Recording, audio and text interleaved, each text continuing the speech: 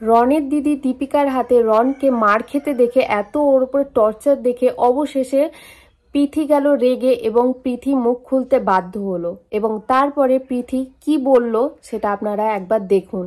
রনকে মার খেতে দেখে পৃথি তো ভয়ঙ্করভাবে রেগে গেছে, আর রাগাটাই স্বাভাবিক। নিজে এখন উনি হচ্ছে রেজিস্ট্রি করার স্বামী, তারপরে প্রেমিকা, আর একটা প্রেমিককে দেখে এরকম অত্যাচার দেখে রাগাটাই স্বাভাবিক।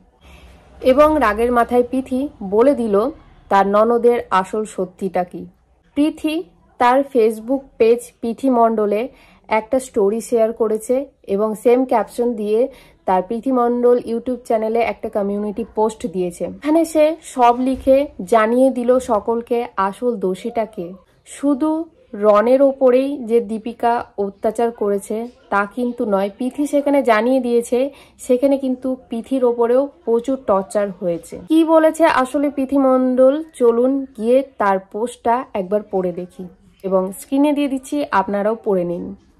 পৃথি মণ্ডল লিখেছে, শুধু তো রন মুখ খুলেছে, আমার ওপর কেমন টর্চার হতো সেটা কি বলবো।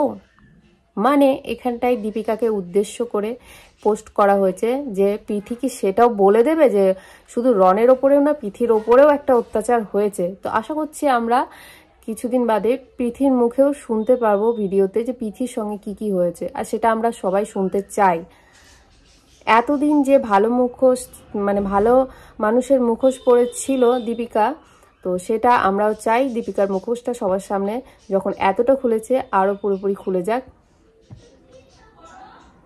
রায়বাঘিনী ননদিনীর গল্প, মানে এখানে বুঝতেই পাচ্ছেন রায়বাঘিনী ননদিনী বলতে দীপিকাকে বোঝানো হয়েছে, তার ননদ। তাহলে কিন্তু অনেকের নাটক ধরা পড়ে যাবে।